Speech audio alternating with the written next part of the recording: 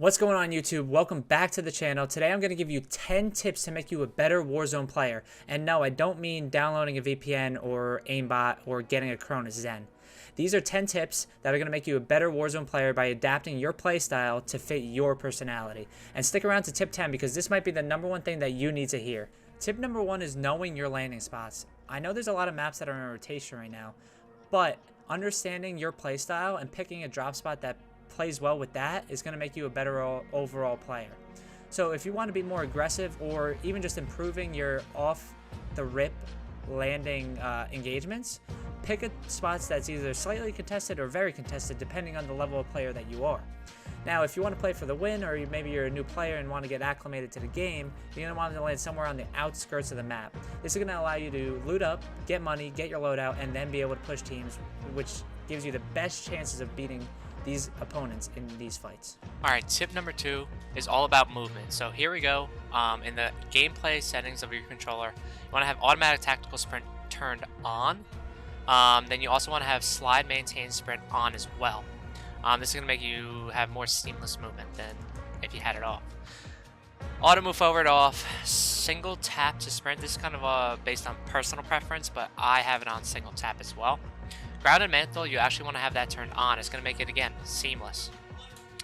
Airborne mantle, you want turned off as well, so that you're not mantling or hanging on anything. Same with the one right here, ground mantle hang. And then finally, slide/dive behavior. This is another one that you want to change, and you want to make it to hybrid.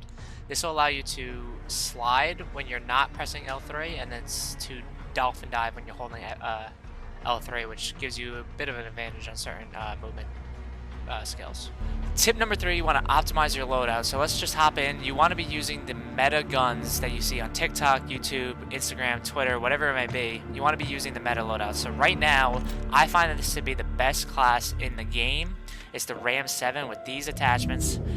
We got muzzled, the Jack BFB. I use this one because it gets rid of basically all visual recoil. Then the rest is all the same that you'll see on the loadout lists. And then the HRM. This is pretty much basic, but the same thing that you'll see on all the loadout lists as well. Now, if you want to use like a sniper support, this would be the best loadout for sniper. And this would be the best loadout for a sniper support. So, let me know in the comments what your meta loadouts are. Tip number 4 is all about communication.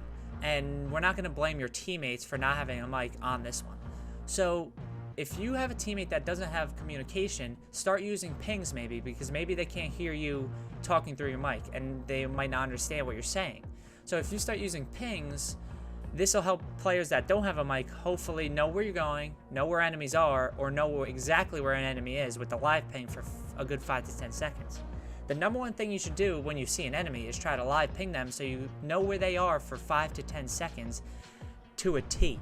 Tip number 5 is simple but is super effective, is just knowing the map. Whatever map you main or play the most, you have to know your drop spot, the surrounding areas around it, so where to push, where an enemy may be, and then the entire map, because you never know where the final circle of the zone is going to go, and you want to be at the best advantage to your team or to yourself to win the game. So knowing where certain chests are located or medical cases are located to get stims to play zone, where buy stations are located, you want to know where these are to give you the best chances at winning and having the best chances of clutching up for your team. Tip number 6, depending on how your game starts out, may depend if you're in a good lobby or a not so good lobby. So depending on this will depend on what loadouts you should be taking to adapt to your playstyle. So if you're in a not so good lobby and you know it from the rip, you might want to pick something a little bit more aggressive like an AR and an SMG. This will allow you to push teams more often as well as get higher kill games. Now if the lobby seems pretty good, you might want to play a little bit more reserved or use guns that maybe can counter this. What I mean by this, using a sniper from 50 to anywhere above that out and knocking a player that's on a good team is a lot different than having a 4v4 close quarters combat when you know you're not as good as the other team. Additionally, maybe using a shotgun that could one-shot. This will allow you to quickly eliminate a player who has good movement and ultimately make it a 3v4 rather than a 4v4. Tip number 7 depends on if you're in ranked play or in pubs, but choosing the contracts wisely is a good thing to understand when you're in your next match. If you're playing ranked play, off the rip you might want to pick up a most wanted contract, because not only will this get you a lot of cash, but if your teammates end up dying, they will come back immediately once that contract is finished. And the more you loot after picking up a most wanted contract lowers the time significantly each time you open up a chest or loot something.